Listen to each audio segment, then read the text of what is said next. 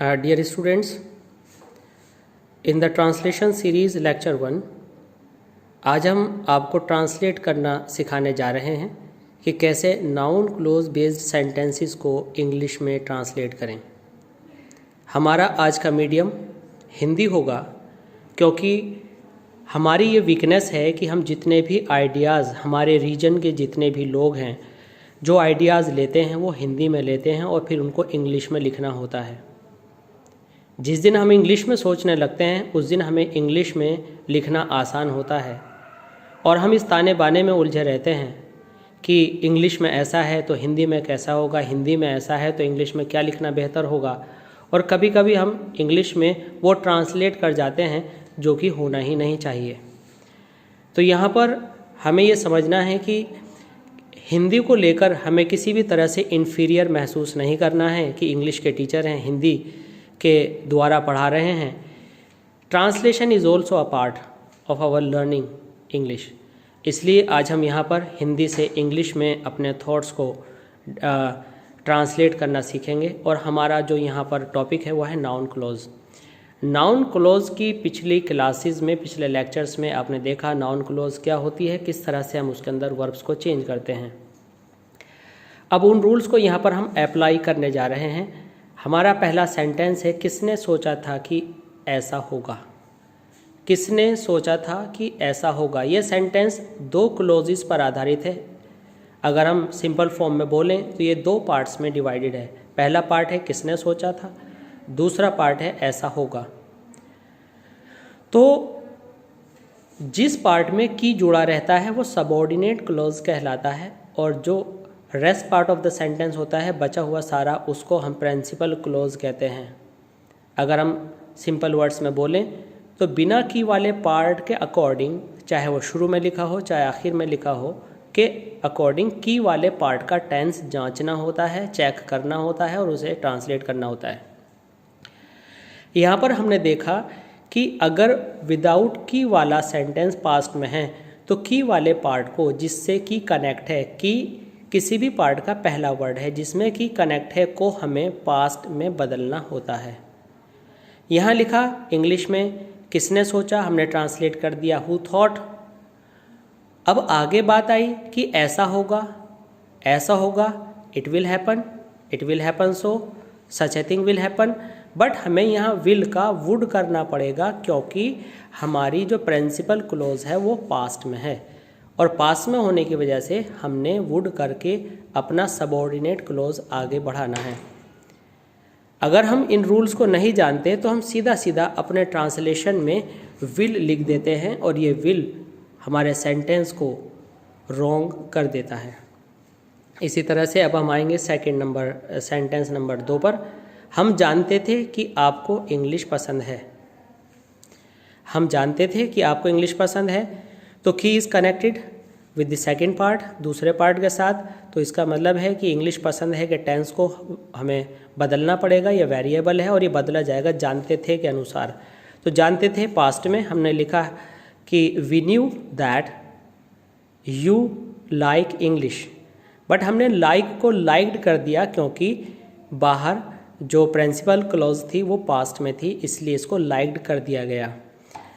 हमें ये literally translate नहीं करना होता। लिटरली का मतलब है जैसा हिंदी दिखाई दे रही है वैसा नहीं होता।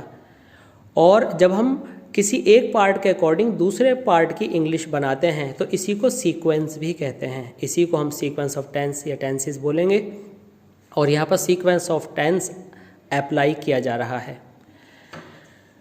किसने सोचा था कि ऐसा होगा। यहाँ पर आप पहले सेंटेंस में एक बार फिर आते हैं। जब आपका प्रिंसिपल क्लोज इंटरोगेटिव होता है तो हमें लास्ट में अपने सेंटेंस के अंदर क्वेश्चन मार्क लगाना होता है। तो हम यहाँ पर जो क्वेश्चन मार्क लगने से रह गया है, क्वेश्चन मार्क यहाँ पर हमें लगाना होगा।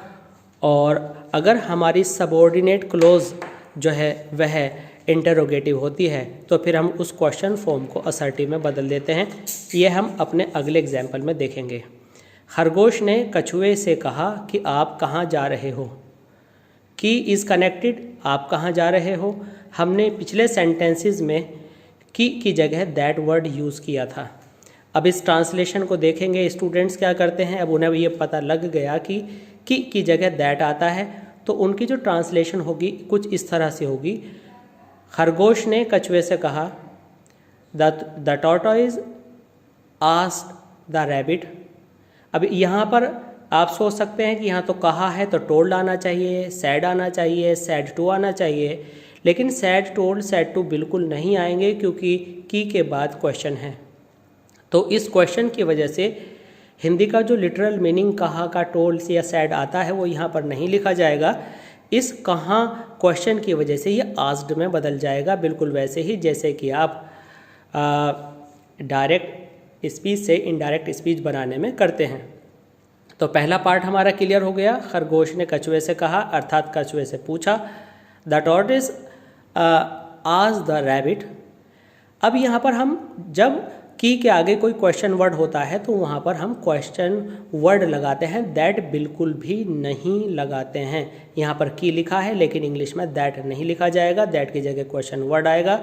और क्वेश्चन वर्ड के बाद जनरली जैसे कि आपने पिछली क्लासेस में देखा कि interrogative form where is he going नहीं करेंगे, सब्जेक्ट को पहले लाएंगे, असर्टिव फॉर्म में लिखेंगे और ना केवल असर्टिव करेंगे बल्कि उसको पास्ट में भी करेंगे। Where he is going, is को आस्क्ड पास्ट होने की वजह से यहाँ पर हमने वॉज कर दिया और यहाँ पर अब लिखेंगे कि the tortoise asked the rabbit where he was going. यहाँ पर हम देखेंगे कि क्वेश्चन मार्क लगा है जो कि बिल्कुल सही नहीं है, हमें यहाँ पर फुल स्टॉप रखना है क्योंकि यदि कभी भी, एक बार हम आपको फिर बता देते हैं, अगर सबऑर्डिनेट क्लोज यानी की वाला पार्ट इंटरोगेटिव हो तो उसको असर्टिव होने पर हमें क्वेश्चन मार्क हटा देना होता है। सेंटेंस नंबर 4, वह सोचने लगा कि वह क्या करे। यहाँ पर हमें कुछ नई बातें सीखने को मिल रही हैं कि वह क्या करे। अब इसमें सब्जेक्ट ऑब्जेक्ट वर्ब कुछ पहचान में ही नहीं आ रही है बात, तो हमें क्या करना चाहिए कि इस तरह के सेंटेंसेस को पहले सिंप्लीफाई कर लेना चाहिए। वह क्या करे इज इक्वल टू उसे क्या करना चाहिए। तो इसको पहले सिंप्लीफाई करके एक नया स्ट्रक्चर बना लीजिए और आप उसे ट्रांसलेट कर सकते हैं। आपको ट्रांसलेशन करने में वह क्या करे केवल इन 3 वर्ड्स पर डिपेंड नहीं रहना है। यही सेंटेंस हिंदी में किसी और तरह से अगर हम सोचें तो आप ऐसे भी कह सकते हैं, वह सोच में पड़ गया कि क्या करे। अब जब हम इस सेंटेंस को देखते हैं तो जो बिगिनर्स हैं ट्रांसलेट करने वाले वो कंफ्यूज हो जाते हैं कि इसमें तो ना सब्जेक्ट का पता चल पा रहा है ना ऑब्जेक्ट का, तो इसकी ट्रांसलेशन कैसे होगी। तो वेरी सिंपल रूल है कि आप इस तरह के स्ट्रक्चर्स और सेंटेंसेस को सिंप्लीफाई कर लीजिए और अपनी तरह से कोई हिंदी बना लीजिए, इसका जो सेंस देती हो। वह सोचने लगा कि अब उसे क्या करना चाहिए और उस सब्स्टिट्यूट को जो आपने निकाला उसको आप ट्रांसलेट कर लीजिए। He began to think what he should do. क्या करे मीन्स क्या करना चाहिए। यहाँ पर आपने व्हाट लिखा, या आप ऐसे भी करें, ऐसे भी कर सकते हैं। वह सोचने लगा कि वह अब क्या करेगा, तो करेगा इट मीन्स करना चाहिए, तो आप यहाँ पर ऐसे भी कर सकते थे व्हाट ही विल डू, वह अब क्या करेगा। अगर आप ऐसे सेंस ले रहे हैं कि उसे अब क्या करना चाहिए तो आपने चाहिए के लिए शुड लगाया। कुल मिलाकर के आप कुछ भी बनाएं आपका सब्जेक्ट पहले आएगा। और यहाँ पर फिर एक एरर आपको करके दिखाई गई है। आपको यहाँ पर जो डू के आगे क्वेश्चन मार्क था इसको आपको हटा करके फुल स्टॉप कर लेना है। वह बोला कि मैं तेज़ दौड़ सकता हूँ। इन सेंटेंस नंबर 5 वह बोला कि मैं तेज़ दौड़ सकता हूँ। अब बोला के अंदर फिर यहाँ पर आ गया ही सैड।